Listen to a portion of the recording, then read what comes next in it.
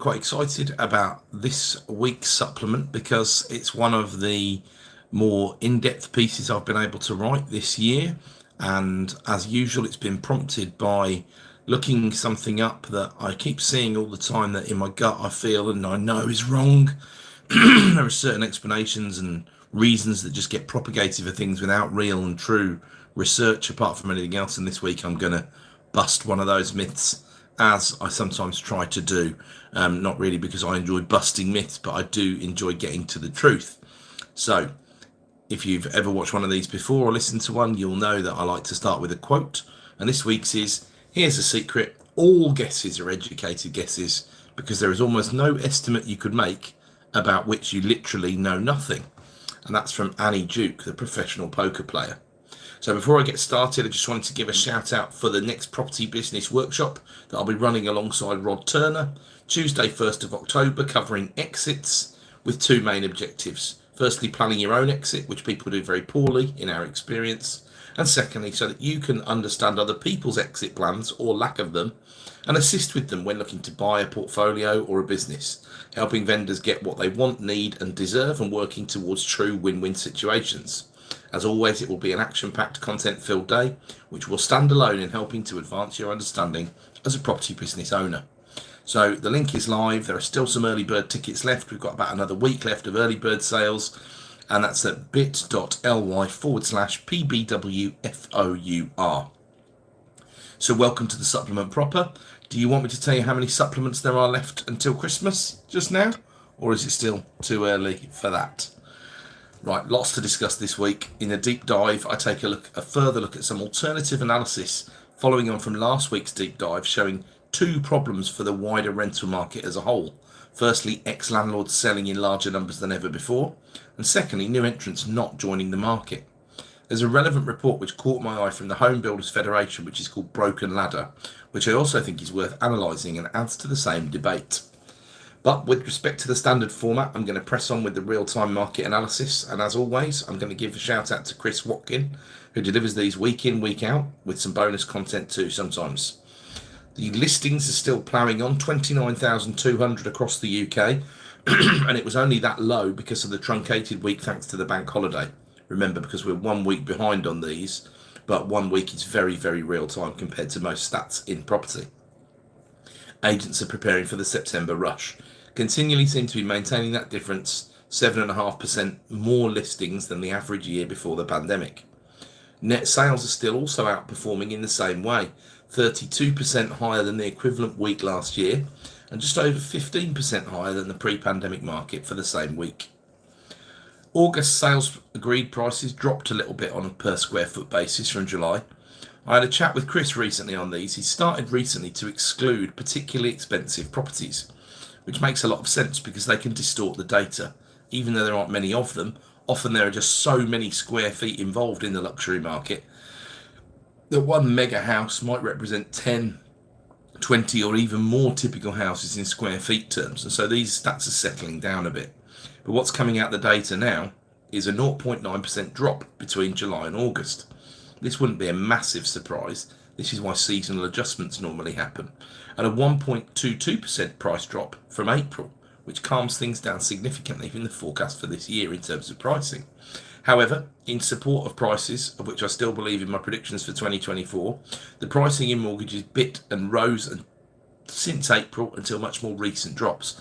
So I think those will probably filter through in September's market as it also rises seasonally. So cheaper mortgages from 6 months ago, but also the market picking up after a summer lull, although it wasn't as much of a lull as we normally see. Listing prices have come right back up. I'm not sure if there's much more to this than the agents as a rule, knowing they need to list very keenly in August, but can afford to be more punchy in September.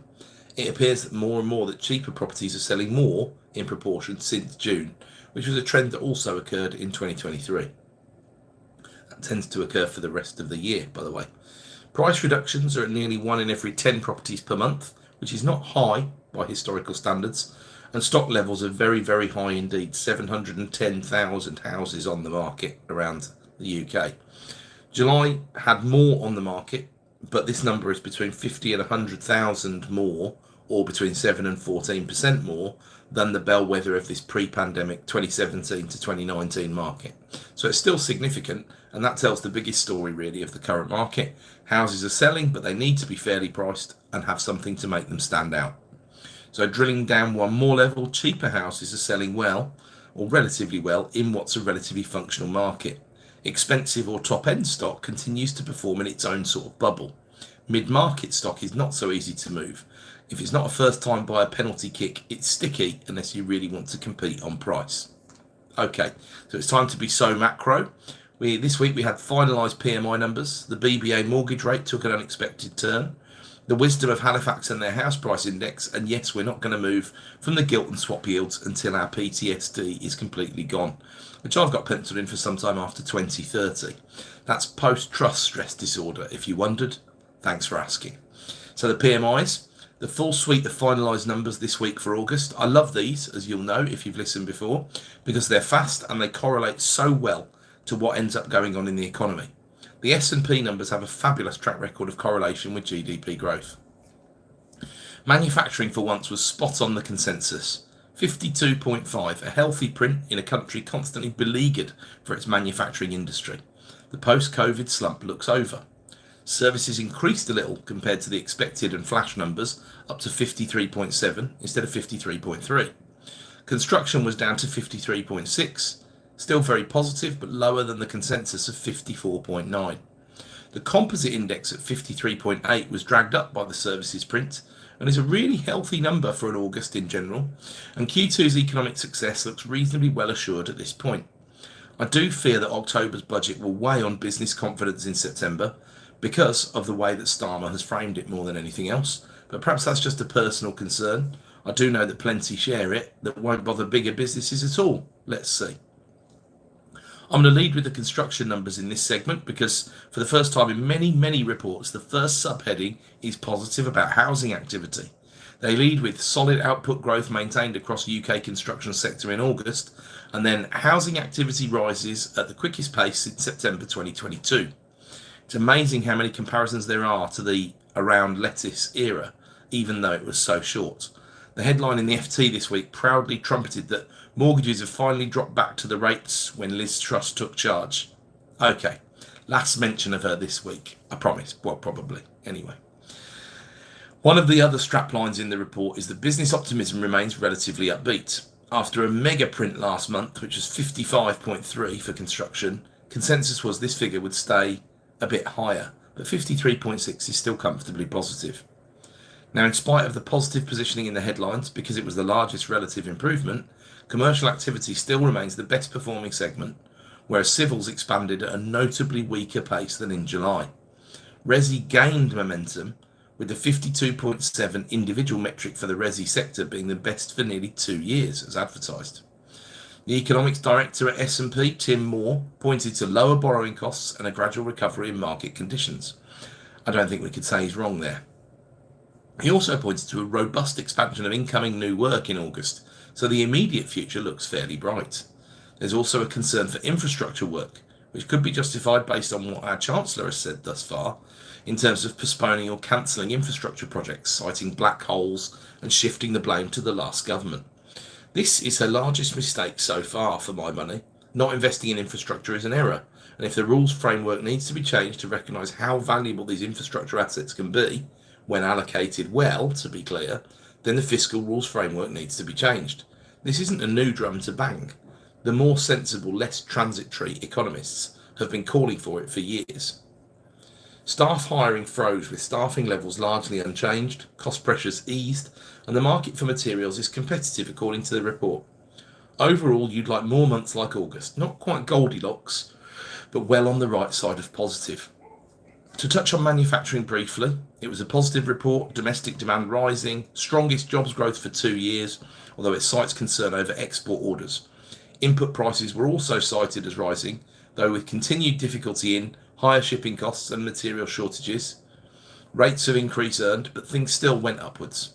52.5, the manufacturing print, is a 26-month high, the highest since, just before she was Prime Minister. I concede on that one. So services, the biggie in terms of the macroeconomy, dominating so much of our GDP and output overall, and also one of the big sources of the recent inflation. The headline, UK service sector recovery gains momentum.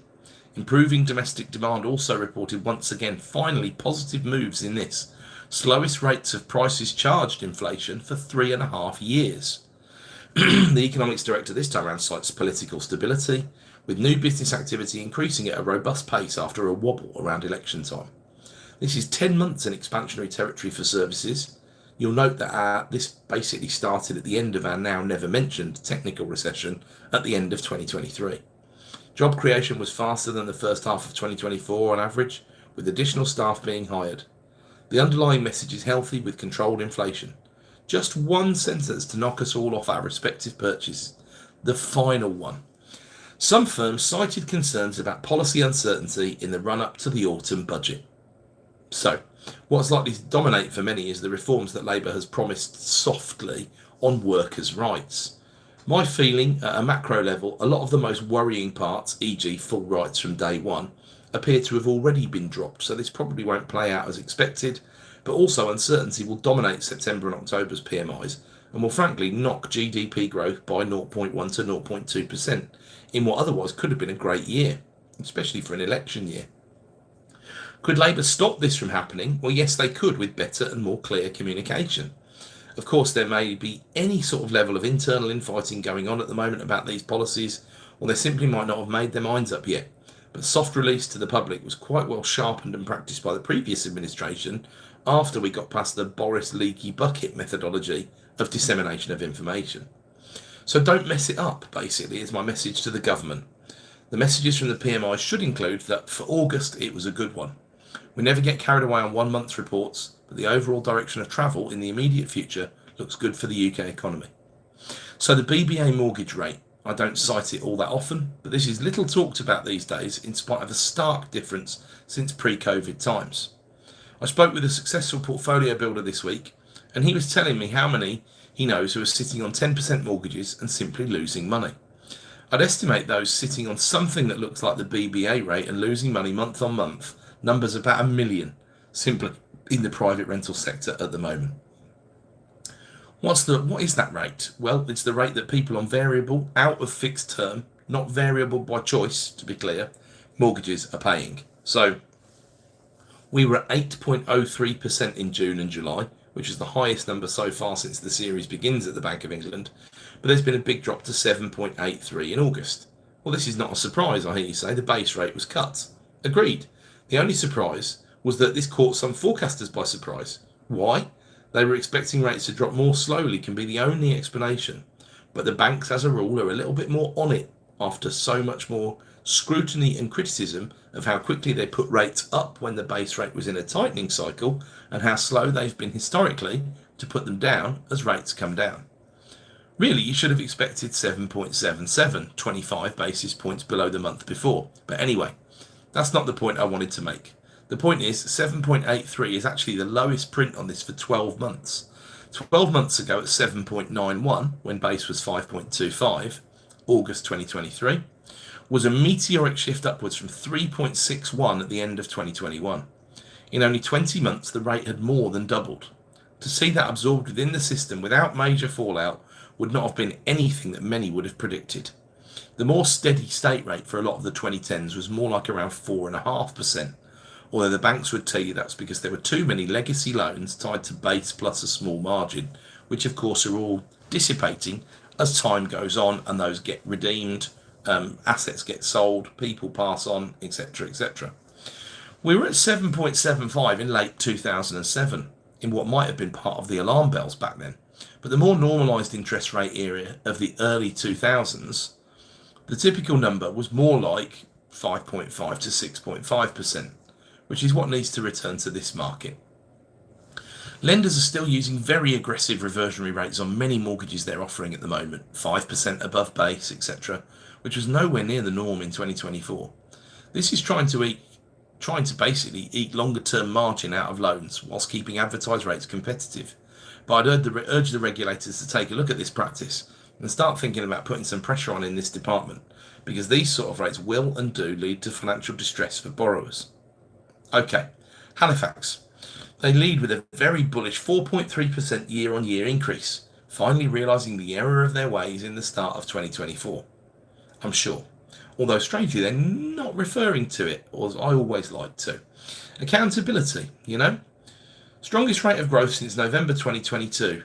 Anything to say about that sort of date? No, I suppose I did promise. So, Halifax's average price is now back to August 2022's price. Halifax's head of mortgages cites base effects, the weak 2023 performance making this figure look good. Accurate, but it doesn't forgive their bearish forecasts at the start of this year. They've definitely changed their tune now, though. With market activity picking up and the possibility of further interest rate reductions to come, we expect house prices to continue their modest growth throughout the remainder of this year. Northern Ireland smashes on, printing a 9.8% annual increase in prices, according to Halifax. Wales up 5.5%. The North West still leads England on the Halifax numbers, similar to nationwide, up 4% this year. They didn't have anything more to add in terms of analysis this month other than citing affordability as the biggest break on the market because of the increase in mortgage rates, which isn't wrong, of course. So that leaves us with our comfort blanket of the gilts and swaps, and it was a comforting week indeed, a week that would expect further cuts in mortgage rates. We opened at 3.823% yield on the 5-year gilt and chugged along until Tuesday, middle of the day, when the release of US manufacturing figures and various T-bill auctions were released. Seem to be still expecting that 0.5% cut in the rate this month in the US. The market seems to be waiting and trying in many ways to force the hand of the Federal Reserve. So I've spoken extensively this year about the right price for the moment for the 5-year gilt being around 3.75, to drop to more like 3.5 as we approach the end of the year. We've been outside of my trading range of 3.5 to 4% a few times this year, but mostly to the upside. We're not a million miles away from seeing 3.25 as a more stable number, but I don't think we'll see that in 2024. We closed the week at 3.659, even after an attempted resurgence back towards that 3.75 late on Friday afternoon, as the probability of a Fed cut of 0.25% appeared more prevalent than before. We pretty much know the Fed's cutting this month, but we just don't know by how much, if it's 0.25 or 0.5%. And Thursday's close was 3.694, with a near gorgeous close on the 5-year swap at 3.583, which compares wonderfully to the 4.819% swap rate from 12 months ago, 6th of September 2023. This could see 5-year fixes for limited company buy-to-let closer to the 5.6% mark than the 5.8 to 5.9 mark. Now, I always talk about these with no fee, because obviously they can do weird and wonderful things with the rate if they put enough fees on the front end. Now, these have been prevailing for about a month or so, but all the eyes will be on the Federal Reserve meeting, as it will, in my opinion, continue to affect the UK gilts and swaps more than it should do. That's 1.5 weeks away, by the way, the Federal Reserve meeting, and I'm sure the markets are going to be oversensitive to next week's US inflation figures too. We always celebrate a down week though, right, in the yields. Getting those swaps back near the 3% level makes for a much healthier rental housing market for all participants, is the reality. The first US cuts and the pace of them and getting comfortable with them will steady market volatility and enable lenders to be more confident in product creation. Okay, so we're macroed out of our minds. Onto the deep dive, and first of all, some more developments on last week's efforts. Remember the clear messaging and the spin, which is always more of the author's choosing, of course. A solid number of ex-rentals up for sale, more than ever before, some headlines claim, and a real lack of new entrants to the market. So before I get stuck into this week's detail, I want to just zoom out in the strategic helicopter for a moment. Buy-to-let remains a comparatively young industry. There's no rule around your age for much in life, realistically, but if we accept the following facts and suppositions, I think it puts us into a better place to understand this analysis. Number one, the advent of the buy-to-let mortgage in 1996 really kick-started the sector. Number two, the sector underwent meteoric growth, not just in number, but in percentage of households that it housed between the early 2000s, and then it remained between 19 and 20% of all households since 2013-14. And that's data from the English Housing Survey, which is data collected, the most recent one we have is April 22 to March 23. So if we generalised and went in the midpoint and said that represents September 2022, Oh, not again. The meteoric growth is long over anyway, and steady state was entered, with wings clipped on supernormal profit, as economists would call it, by George Osborne in his 2015 budget, and then various times in various policy changes thereafter. Number 4, the number of units is most definitely relevant in order to understand the scale of the sector and any problems within it. Number 5, we're now roughly at the first sort of retirement wave. If we accept that the boom was 1996 to 2016, but a lot of the boom was front loaded in that period, sort of 96 to 06. But we're nowhere near the peak of that retirement wave. People are indisputably 28 years older than they were in 1996, or only 8 years older than they were in 2016, or they're not with us anymore. And then number 6, the past 6 years there are data for, the most recent of which will be that September 22 on average, show the number of rental units in total in England. Now we have to concentrate on England here rather than the UK, because they have much better and more widely available data. Now you would think, well, why wouldn't Scotland and Wales have better data? Because they have these wonderful registration and licensing schemes. And they do, but when they do, they're nonsensical. Because when you apply for a licence, you apply for it for a 5-year period. If you sell the property a year later, you've still got the licence. So they're not particularly good on that front, generally speaking. Of course, they could, those schemes, sort the data so that the property, when re-licensed, if it's been sold for let again, of course, and a lot of these are not being sold for let at the moment, they're being sold into the private market. But unfortunately, I've had a look at their figures and they're completely nonsensical. For example, Rent Smart Wales, there's a huge drop off after the first 5-year period, which probably tells you how many rentals that were rentals 5 years ago are not rentals anymore. But there's obviously going to be an element of turnover in the sector, and those have come back to roughly the same sort of numbers, which is what we see in England. So, reading from mid-2016, 4.85 million rental units. September 17, 4.79. September 18, 4.81. September 19, 4.7, so trending downwards. September 20, 4.73. September 21, 4.81. And September 22, 4.87. So heading back upwards again, but basically we're at the same number that we were in the mid 22 period, the latest one we've got data for, that we were in 2016. So that's 6 years before, so no growth in absolute number of units. Now, to be clear, that's the total number of units, including everything that's been let in the English Housing Survey, plus all the empty properties that are deemed to be buy-to-let. So voids, effectively, looking for tenants at the moment, etc., etc. Now, perhaps that's not what many might have expected. The ONS would have more up-to-date figures from their samples, because they monitor these on a monthly basis to report back on the rents. It might well be worth a Freedom of Information request or simply asking them to do some analysis. I'm busy framing exactly what that question might need to look like. But those numbers, again thanks to Chris Watkin for graphing them and bringing them to my attention, are appreciated. They don't, for example, speak to the fact that voids are 100,000 or so lower than they were pre-pandemic, as I cited last week. We have to rely on people like Zoopla for that, or the RICS House Price Balance survey that comes out every month. These numbers are just aggregated, so they don't split between voids and let. But we do know that 100,000 number is about right from last week's efforts.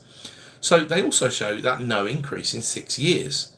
So why don't we look at the population changes in those last 6 years, thanks to the ONS?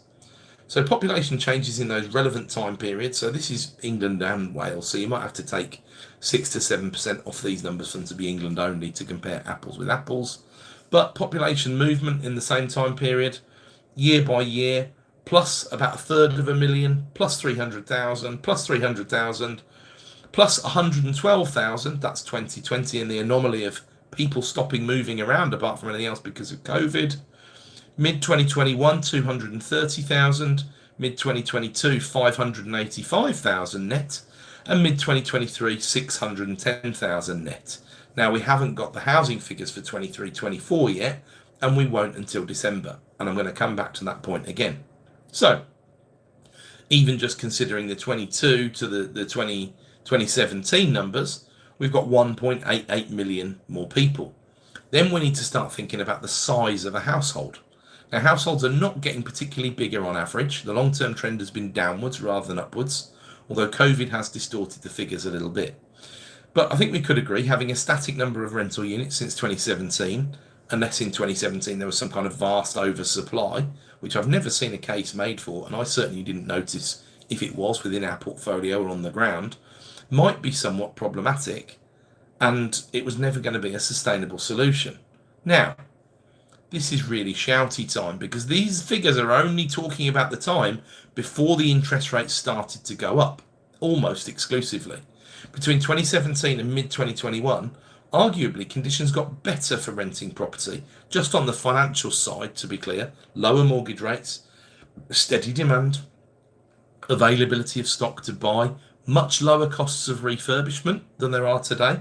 For example, stacking deals was easier. The mortgage rate differential is, in my view, the single largest change to hit the private rented sector for many years. It still only affects, depending on which sources you believe, 50% or so of landlords. The others are unencumbered. Crazy numbers, I know, but if you correlate the FCA lending data to this data, that's what it tells you. And the regulators' numbers should be very good. They are drawn from the banks after all. So these numbers tell nothing of the tale of the more recent tape over the past 18 to 24 months. The real-time data is much more likely to be reflective of what Hamptons, the NRLA, and a plethora of other organisations are saying. The scepticism is clear in the Bank of England, even though they hold two opposing views to an extent. Firstly, that landlords bail out much more easily than homeowners in the event of a crisis, which you would expect to have an element of truth. But secondly, that landlords don't particularly act like economic animals when market conditions change.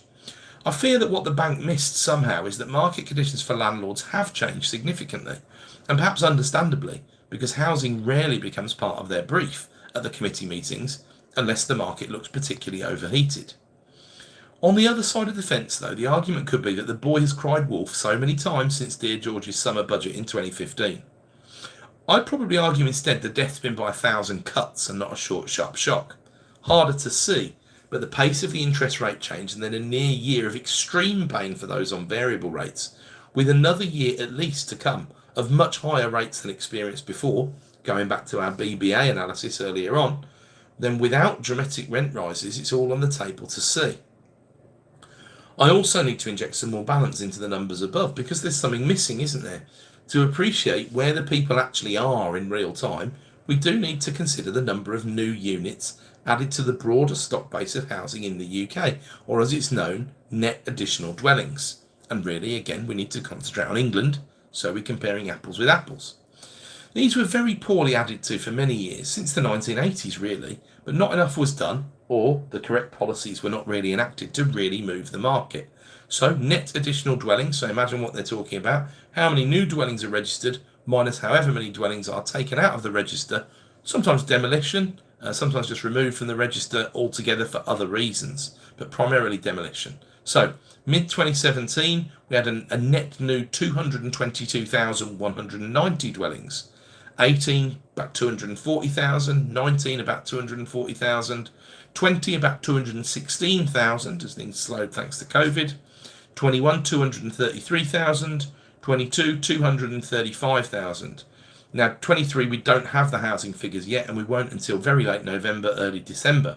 But we do know housing starts are down significantly, because we've looked at that in recent weeks. But let's be generous and say 245,000 net additional dwellings.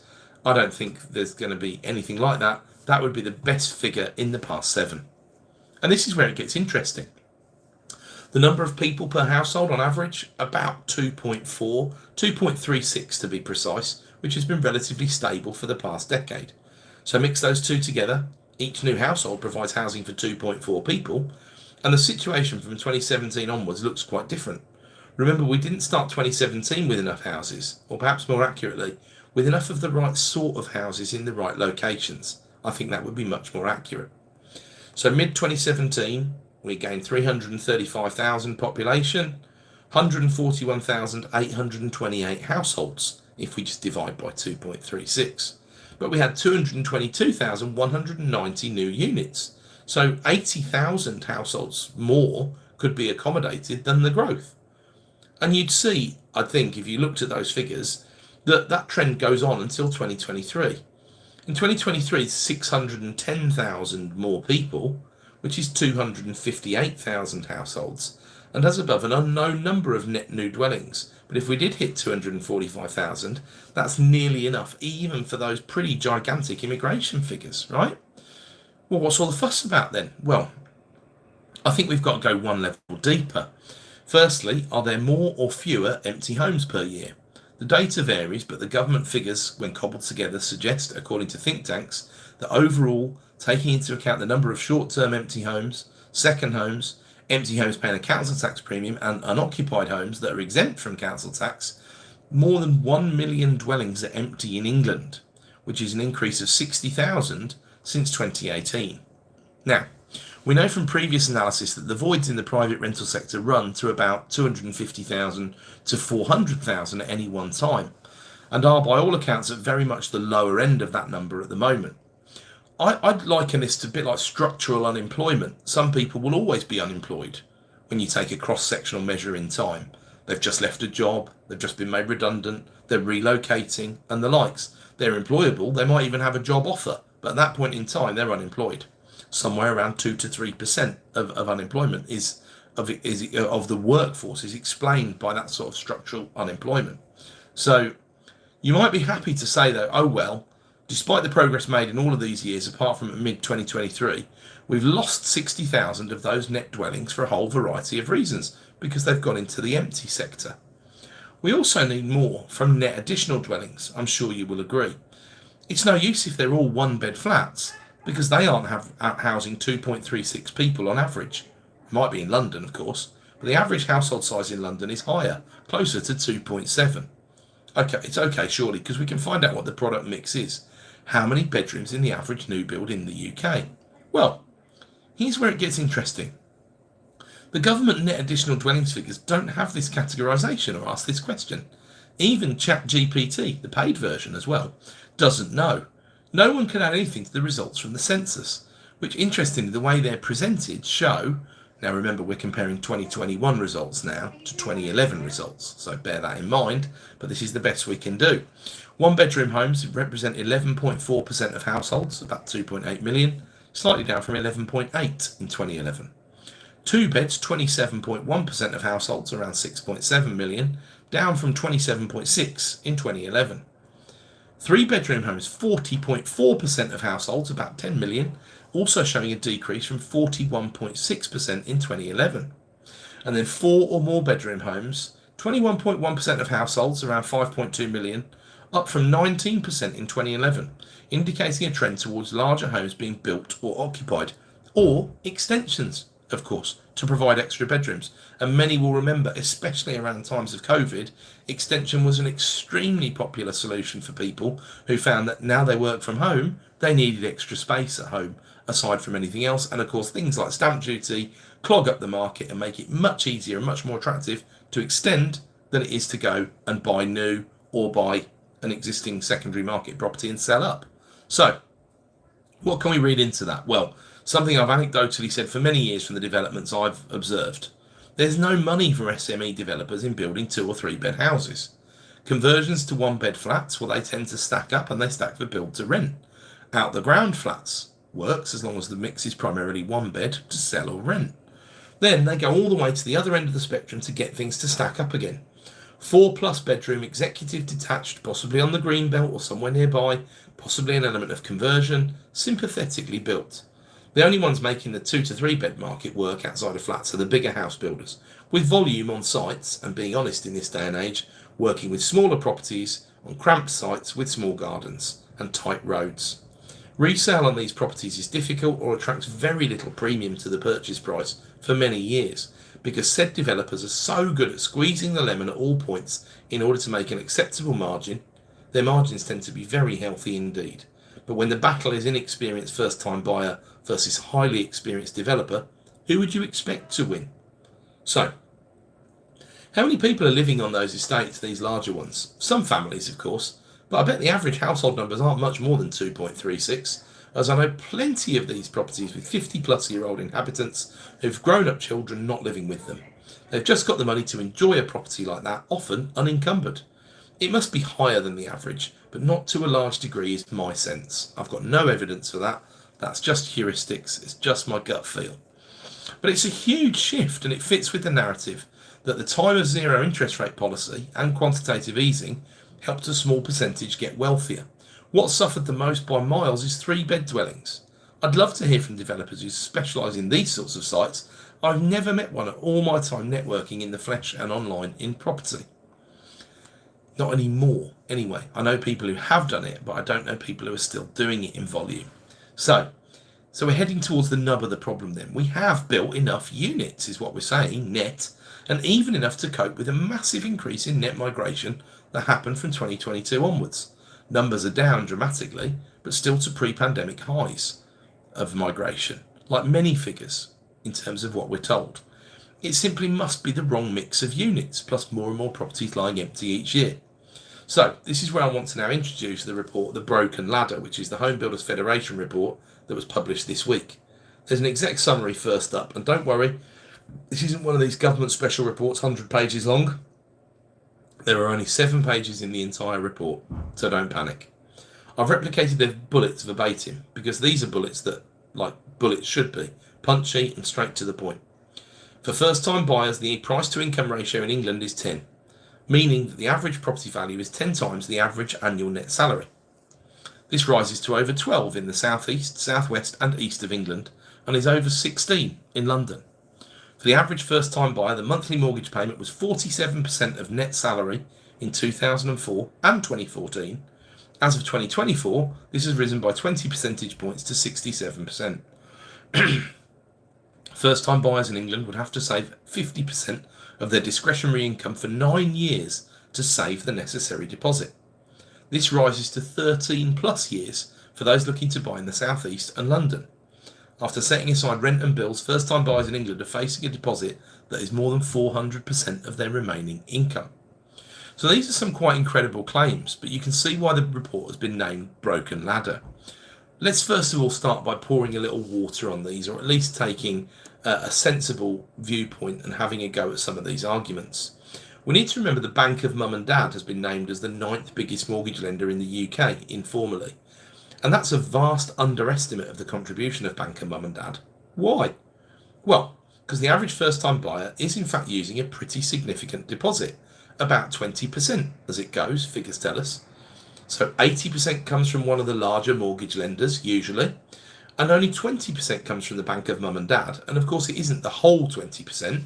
Sensible parents want skin in the game from their children, and so either manage it on their own or without parental contribution anyway. So we're tending towards guesswork territory here, but at a ratio of 4-1 in favour of the senior debt lender, if they're the 9th biggest when they only have 20% to lend at rather than 80%, they're likely to be much, much more important to the system than that, and they certainly can't be ignored in any analysis. Where are they getting that money from? Well, sometimes from their own houses, which have significant equity, or at least provide them with a comfortable cushion from which they can dish funds out without incurring a monthly or ongoing cost to themselves. The shrewd ones would do it via equity release, I would think, offering inheritance now rather than inheritance later. That's how I'd frame it anyway. Equity release is a live runner here. Anyway, back to the report. They seem to be operating on the basis that Bank of Mum and Dad doesn't exist, let alone plays a very active role in what's a just about functioning market for first-time buyers. Where's the massive shift? Well, once again, it's exactly where it is for the landlords. The cost of an interest-only mortgage, and let's forget 2020 to 2022 for the purposes of this conversation, knowing that the yield curves were massively distorted by the pandemic.